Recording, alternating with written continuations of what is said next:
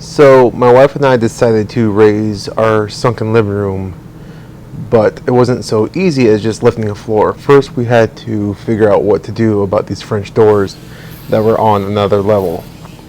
I started with a chisel and that took way too long, so I figured I would go to my hammer drill and that went by relatively fast.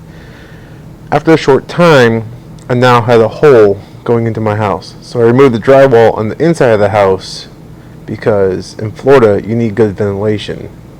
So I removed all the drywall and made a nice hole for bugs and everyone else to go from outside to inside really easily. Removing the floor was the next step. Like a smart person, I decided to start in the direct center of the floor rather than working from one edge to the other. I figured it would be easier to do it from the center and then take it all up rather than try to mess with baseboards and everything else. After the floor was up, you can see how janky the floor was put down from the person who installed it for me a couple years ago. To get the height of what I needed to do for the floor, I took a scrap piece of wood and scored a line on the exact height of the floor that I was going to. I cut to that line first. Then I took the same thickness as the floor that's going to go on top, the subfloor, and made a line onto my first board. Then I cut to that line on the table saw, and this should have given me the exact height I needed all the joists to be, so that when I put the plywood on top, it was all the same level. I saved that measurement in my table saw and I ripped down all the support structures that went around the perimeter of my living room floor. To double check it, we used the same plywood that will be our subfloor and held that against it, drilled some holes into the support beam on the outside, used a hammer drill to drill into the concrete, and then we set some tap cons in there to secure the board to the concrete.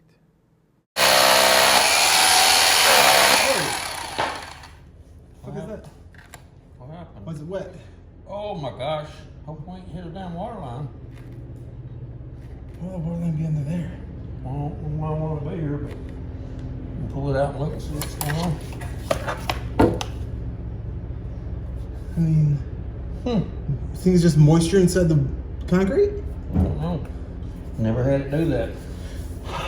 Oh, that's interesting. Huh. It's still slowly coming out, isn't it? I'm not seeing it come out, but It maybe just worked. Got mopped and stuff, and water gets on there? got down in here somehow. Okay. Yeah. I don't know.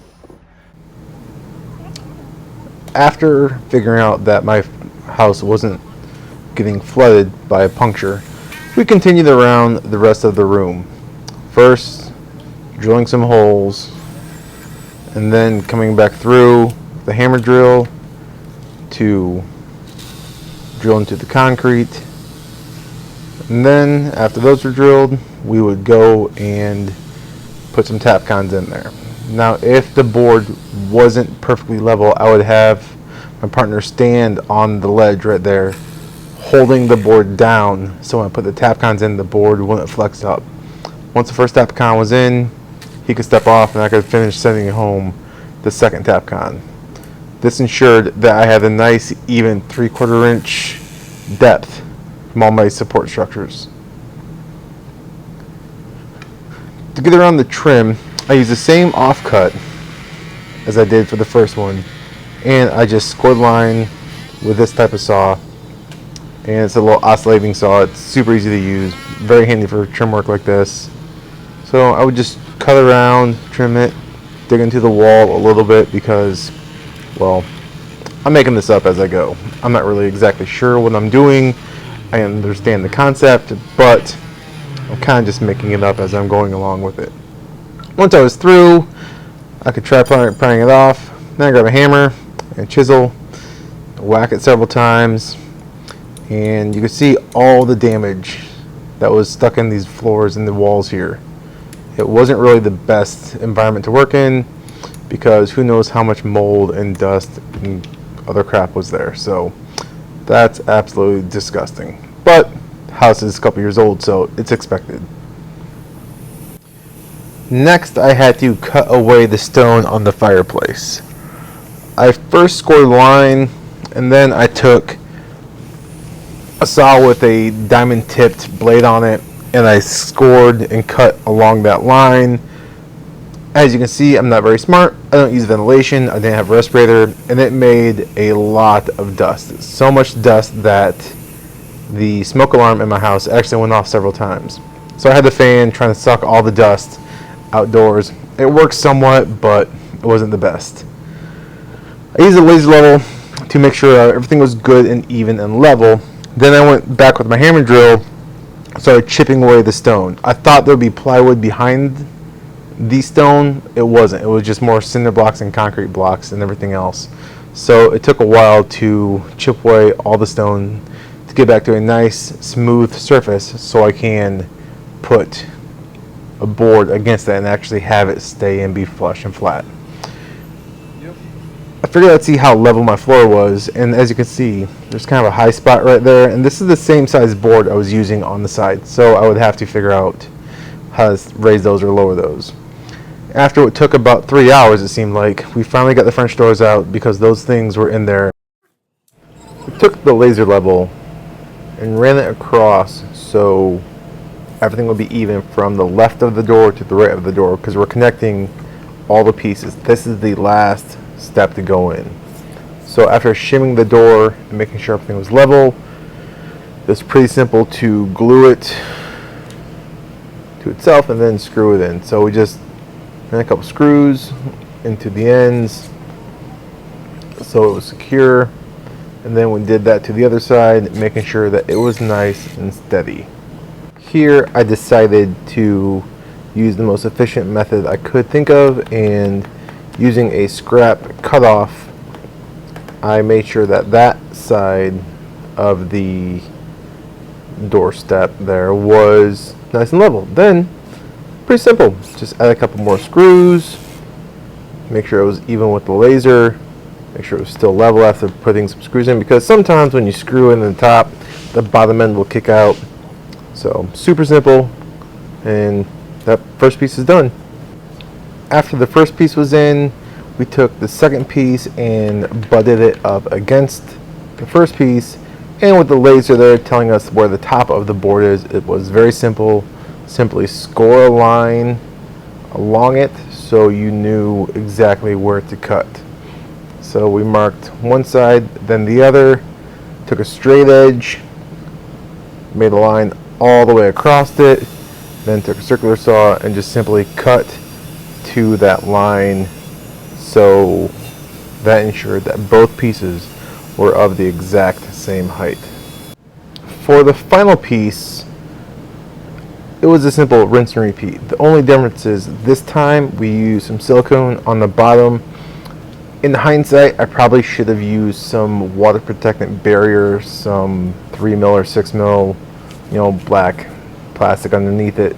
But because this door is now elevated to match the floor, the outside of this is going to get sealed, and we're going to build the brick around this as well.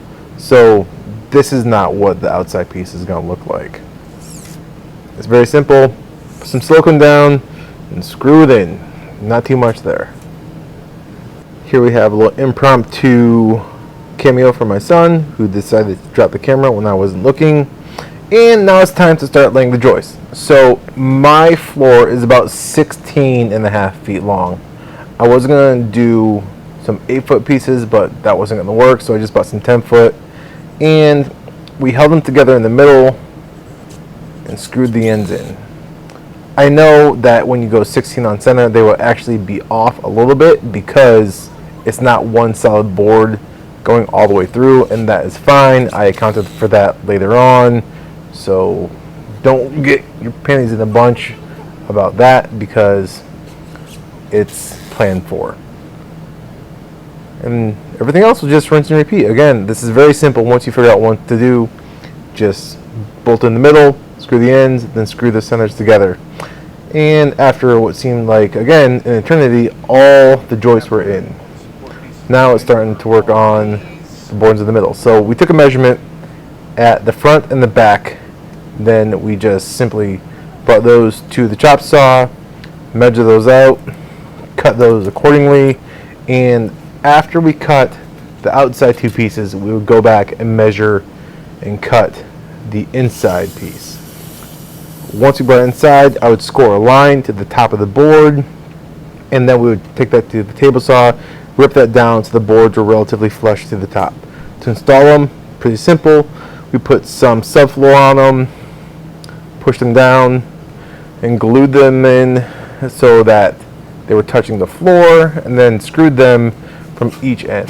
And I left myself a little bit of a distance between them so I could screw from both sides and not have to worry about doing toenails or other type of screws on the side. It's just simpler this way. Those aren't going to be screwed into from the subfloor, so I didn't think it was that big of a deal. They're really there just to add support to the floor. Now, to make sure that all the boards were even to the other boards, I took a laser and put it between the two that I was working with. I always measured off the first one to set the height of the second one. After all that was done, which took about a day in itself, it was now time to lay the plywood top. So, pretty simple. Just measure out your cutouts, cut them out, go in with a couple screws, and screw the subfloor down to your joist. Now, one thing I didn't show was before I put the plywood down, I made sure to run some subfloor glue on top of all the joists and all the, I don't know what they're called, the blocks, I think they're called blocks, the blocks that the subfloor would touch to make sure that there's no movement in the wood whatsoever. So we went through about 4 huge things of subfloor glue to make sure there was no squeakiness. And then that was pretty much it. Just cut everything out, move along a little bit, and do some light trimming here and there. As you can see, I have to go back and trim up some of the fireplace there to get the floor set. Because my joist didn't go end to end, I had to figure out a way to connect the pieces. So made this little offcut, did some pocket holes, put it in there, and that helped support the subfloor that didn't have a joist directly underneath it. And that's pretty much it. That's how you raise a sunken living room. Next is going to be the flooring that goes on top of it, but overall not too bad. Just lots of steps.